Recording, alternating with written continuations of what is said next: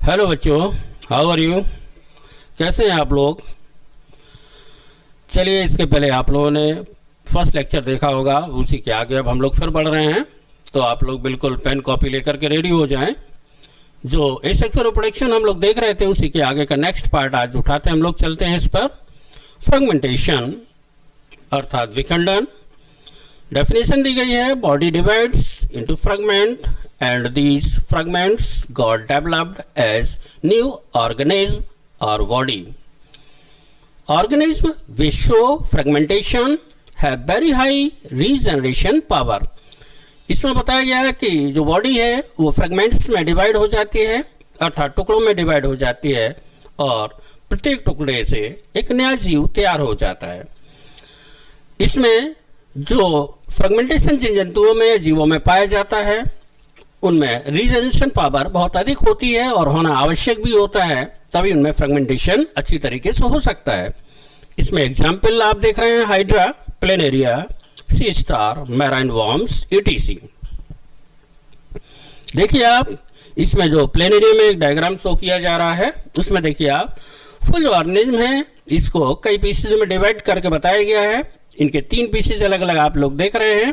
कुछ समय के पश्चात रीजनरेशन पावर के द्वारा ये डेवलप करते हैं और लास्ट में एक new organism. The process of regrowth in an injured region is called regeneration. इस पूरे प्रोसेस को रीजनरेशन के नाम से जानते हैं, क्योंकि इसमें जो इंजर्ड पार्ट होता है या जो इंजर्ड रीजन होता है उसमें रीग्रोथ होती है और वो ऑर्गेनिज्म या वो पार्ट कंप्लीटली प्रिपेयर हो जाता है। रीजनरेशन के बारे में सर्वप्रथम ट्रेम्बले नामक वैज्ञानिक का साइंटिस्ट ने बताया था। ट्रेम्बले ने 1744 में इसके बारे में एक एक्सपेरिमेंट दिया हाइड्रा पर और उसके बारे में बताया। उसके पश्चात आफ्टर दिस साइंटिस्ट आया हमारे मॉर्गन, जिन्होंने 1901 में इसे डिटेल में एक्सप्लेन किया। रीजनरेशन को 2 भागों में डिवाइड किया जा सकता है। फर्स्ट नंबर एपीमॉर्फोसिस और सेकंड नंबर मॉर्फोलेक्सिस। अब हम लोग देखते हैं यहाँ पर एपीमॉर्फोसिस को।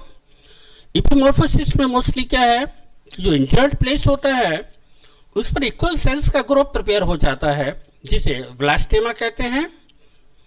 इसके पश्चात ब्लास्टेमा कॉनिकल शेप शो होता है, उसके बाद वह फ्लैट हो जाता है और कंप्लीटली सेल में डिफरेंशिएशन के फलस्वरूप एक कॉम्प्लेक्स टिश्यू का फॉर्मेशन होता है, वह ऑर्गेनिज्म का निर्माण हो जाता है। एक एग्जाम्पल दिया गया इसमें सैलामेंडर का, सैलामेंडर आर न्यूट्स। यहाँ पर दिया गया है, इसका जो लिम्स शो किया जा रहा है, इसमें देख रहे हैं लिम्स कट है। कुछ समय के पश्चात रीजनरेशन पावर के द्वारा आप कंप्लीटली देखते हैं कि उसका फुल लिम्स कंप्लीटली तैयार हो जाता है। सेकंड पार्ट पर आते हैं हम लोग। एग्जाम्पल जो है आपका, इसका टाइप जो है मॉर्फोलेक्सिस। इसमें देखते हैं ब्लास्टेमा नहीं बनता है या ब्लास्टेमा का स्ट्रक्चर प्रिपेयर नहीं होता है, बल्कि इंजर्ड पार्ट से एक अनइंजर्ड टिश्यूज एवं एक फर्स्ट नियरेस्ट पार्ट से ट्रांसफर सेल्स के ऑर्गेनिज्म से कॉम्प्लेक्स टिश्यू या कंप्लीटली टिश्यू का निर्माण होने पर एक नया ऑर्गन्स तैयार हो जाता है। अर्थात हम कह सकते हैं कि इसमें एक मॉर्फोलॉजी रिटेन होती है, जैसे कि आप हाइड्रा में देख रहे हैं। इसमें देखिए आप, हाइड्रा में हाफ पार्ट से कट किया गया है। इसके पश्चात 2 जो ऑर्गेनिज्म है ये कंप्लीटली ग्रोथ करके तैयार हो गए हैं। ये आपका पूरा रीजनरेशन पावर है। नेक्स्ट आते हैं हम गैमेल्सन स्पंज। ये देखा होगा आप लोगों ने, फाइलम पॉलीफेरा को बिलोंग करता है। ये एक नेसेसरी पार्ट क्यों होता है? क्योंकि इसके द्वारा जो इसकी कॉलोनी स्प्रेड होती है वाटर में, वो काफी दूरी तक पहुंचती है। आप देखिएगा फर्स्ट नंबर पर आप जो एरो दिया गया है, इसको हम लोग कहते हैं प्रेकोसाइट्स। सेकंड जो आप यहाँ ये रचना देख रहे हैं, ये स्केलेटन होता है इसको हम लोग कहते हैं स्पिक्यूल्स। नेक्स्ट पर आते हैं आप, जो आप अंदर देख रहे हैं स्पोर्ट्स लाइक स्ट्रक्चर जो शो रहे हैं यहाँ पर, इनको हम लोग कहते हैं आर्क्योसाइट्स। ये कंप्लीटली टोटिपोटेंट सेल्स होती हैं। नेक्स्ट आप ऊपर देख रहे हैं जो कोनिकल शेप है, ओरल पार्ट पर आप देखते हैं, दीज आर कॉल्ड माइक्रोफाइल। इसको हम लोग माइक्रोफाइल के नाम से जानते हैं। ये spreading of A sponge colony, इसका मेन पार्ट या मेन कार्य होता है इसका आर्क्योसाइट जेल्स जो सेल्स होती हैं, ये स्पंज की कॉलोनी को स्प्रेड करती हैं, ये काफी लंबी दूरी तक ट्रेवल्स कर सकते हैं, ये रेंज में तैयार हो जाता है। फोर्थ नंबर आपका रीजनरेशन रिलेशन अर्थात स्पोर फॉर्मेशन। आप लोग देखिएगा, आप डेफिनेशन पे पहुंचते हैं हम लोग। During unfavourable conditions some organism stop feeding and form a resistant cyst around the body. Next, spores are single-celled, minute, thick or thin-walled propagules. Next पर आते हैं हम लोग। It is common mode of reproduction in Monera, Protista, algae and fungi. देखिएगा, during unfavorable condition, जब यहाँ पर बताया गया है कि प्रतिकूल परिस्थितियां होती है, सम और ऑर्गेनिज्म और स्टॉप फीडिंग, वहां पर फीडिंग क्लोज हो जाती है या कुछ समय के लिए रुक जाती है, and form A resistance cyst, और उसके चारों तरफ या आउटर कवरेज के लिए एक सिस्ट का निर्माण हो जाता है, उसके शरीर के चारों ओर एक सिस्ट तैयार हो जाती है।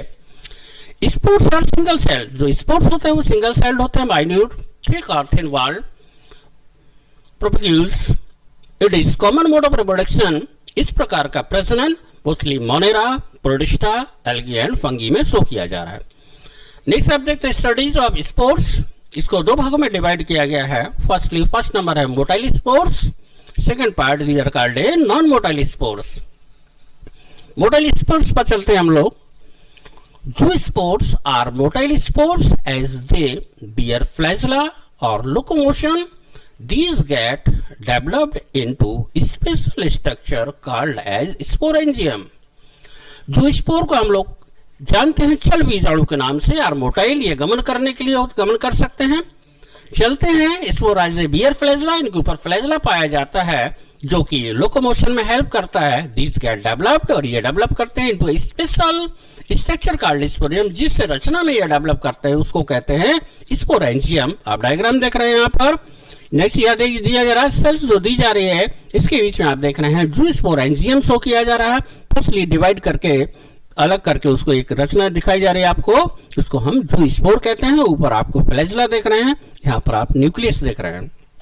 Non motile spores are called conidia, penicillium, chlamydospores, rhizopus, oidia agaricus, sporangiospores, mucor. यहाँ आप लोग देख रहे हैं नॉन मोटाइल का मतलब जो चल नहीं सकते, ऐसे बीजाणु जो चल नहीं सकते हैं उन्हें हम कॉनिडिया के नाम से जानते हैं। एग्जाम्पल दिया गया है पेनिसिलियम में जो आपका फंगी को बिलोंग करता है, क्लेमाइडोस्पोर्स, राइजोपस आ गया, ओइडिया एगरिकस, और नेक्स्ट है स्पोरेंजियोस्पोर्स, म्यूकर। एग्जाम्पल है यहाँ पर देख रहे हैं आप लोग, डायग्राम शो किया जा रहा है स्पोरेंजियोस्पोर्स का। स्टॉक के नुमा जो स्ट्रक्चर दिया जा रहा है इसको हम लोग कहते हैं स्पोरेंजियोस्पोर्स। बीच में यहाँ पर बड़ा जो ऊपर रचना आप देख रहे हैं इसको स्पोरेंजियम कहते हैं। एक कवर है आउटर वॉल जो शो की जा रही है। नेक्स्ट यहाँ पर जो ओवल शेप्ड स्ट्रक्चर यहाँ शो हो रहा है ब्लैक स्पॉट में, इसको हम स्पोर्स के नाम से जानते हैं। Next vegetative reproduction in plant. Plants में varieties of method asexual reproduction के पाए जाते हैं या वेजिटेटिव रिप्रोडक्शन के मेनी मेथड्स पाए जाते हैं। Reproduction in plant. Vegetative reproduction is strictly a type of asexual reproduction। Plants में asexual reproduction को हम लोग vegetative reproduction के नाम से जानते हैं। This because chromosomal number remains unchanged, there is no meiosis division, there is no formation of gamete, there is no fertilization, there is no gametophytic stage involved। यहाँ पर दिया गया है कि chromosome number remains unchanged, there is no meiosis, cell division भी नहीं show किया जा रहा है, there is no formation of gamete, gamete का भी निर्माण नहीं होता है, देयर इज नो फर्टिलाइजेशन, निषेचन की भी आवश्यकता नहीं है, निषेचन भी नहीं होता है, there is no gametophytic stage involve. इसलिए इसे एसेक्सुअल रिप्रोडक्शन और वेजिटेटिव रिप्रोडक्शन के नाम से जाना जाता है, क्योंकि ये सभी एसेक्सुअल रिप्रोडक्शन के प्रोसेस होते हैं। In case of plant asexual reproduction is known as vegetative reproduction और रिप्रोडक्शन। ये आप मेन पॉइंट है, इसको आप नोट कर लीजिएगा। जो मैं पहले बता चुका हूं इसको कि इन केस ऑफ प्लांट्स में इस सेक्सुअल रिप्रोडक्शन को वेजिटेटिव प्रोडक्शन के नाम से जाना जाता है। प्लांट्स में वैरायटी ऑफ मेथड्स पाए जाते हैं। सबसे पहले हम लोग चलते हैं natural method of vegetative propagation by root. Roots, adventitious roots and tap root in many plants such as sweet potato, dahlia and asparagus etc. Developed adventitious worts. These worts grow into leafy shoots called slips, which on detachment and further development give rise to new plants. Roots है, adventitious roots are tap roots में Many plants such as sweet potato, यह उदाहरण दिया गया example के द्वारा show किया जा रहा है, dahlia and asparagus etc. Developed adventitious words, एक एडवेंचियस वर्ड्स डेवलप्ड होती है। These words grow into leafy shoots called slips, जो शूट्स तैयार होता है, लीफली शूट्स जो प्रिपेयर होता है उसको स्लिप्स के नाम से जानते हैं। बीच ऑन डिटैचमेंट वो अलग होकर के and further developed give rise to new plant, एक नए पौधे को जन्म देता है, तैयार करता है। ये डायग्राम जो दिया गया है आपको, ये आप डहेलिया का देख रहे हैं आप, रूट्स में ये डहेलिया दिया गया है, उसमें आपका एडवेंचियस जो वर्ड्स उसको शो किया जा रहा है, ये एक न्यू प्लांट्स को तैयार करेगा, प्रिपेयर करेगा। अंडरग्राउंड स्टेम मेनली 4 टाइप के होते हैं। First number rhizomes, second number corms, third number वल्व, फोर्थ नंबर ट्यूबर। राइजोम्स पर आते हैं हम लोग। Underground stem store food material, produce small worts. Worts give rise to a new plant under favorable condition.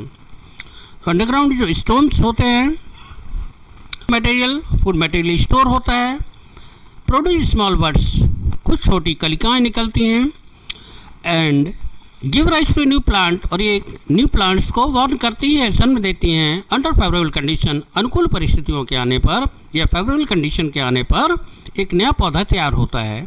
Example for ginger, आप लोग जो अपने दैनिक उपयोग में देखते हैं, डेली यूजेज में जो यूज करते हैं आप लोग चाय के साथ, या चाय में डालते हैं, मसाले में डालते हैं, जैसे कि अदरक, जिसको हम जिंजर के नाम से जानते हैं। ये एक अंडरग्राउंड स्टेम का पार्ट है, जिसको हम लोग फर्स्ट में मैंने कहा था राइजोम्स, जिसको हम लोग कहते हैं प्रकंद। एक्सिलरी वर्ड्स पर आप देख रहे हैं एक वर्ड्स निकली हुई है, यहाँ से आप देख रहे हैं 2 लीव्स शो हो रही है यहाँ पर।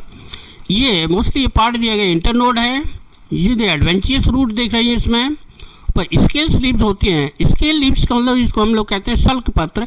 एक्सेस से स्केल्स लीव्स होती है जहाँ पर फूड मटेरियल स्टोर्स होता है, साइड में भी वर्ड्स शो की जा रही है, ये पार्ट इसका नोड होता है। कॉम्स हम लोग घनकंद के नाम से जानते हैं। These are unbranched solid underground stem which also wear many words.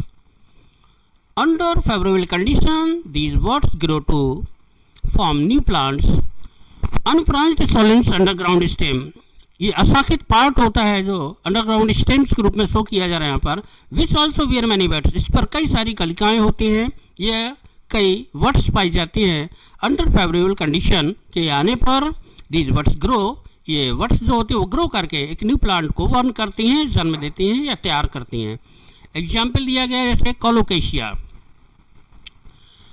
Gladiolus, कोरोकस etc। Diagram पर आते हैं हम लोग, आप देख रहे हैं ये टॉप पर दिया गया है फ्लावर स्टेम्स, नीचे जो दिया गया है आपका लेटरली वर्ड्स शो की जा रही है यहाँ पर।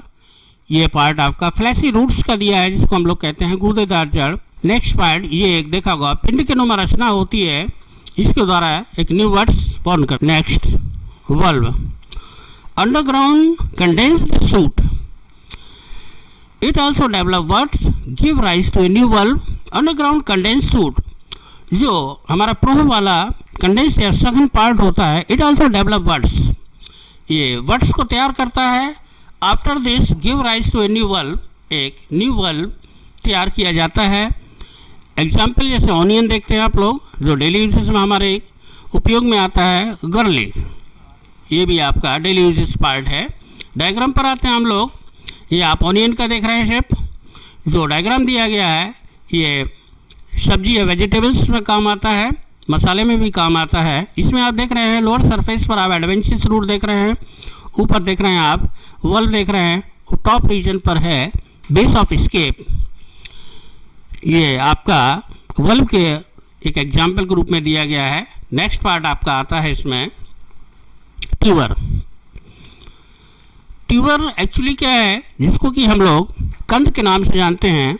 ये मोस्टली आपके एग्जाम्पल के रूप में पोटैटो रखा हुआ है।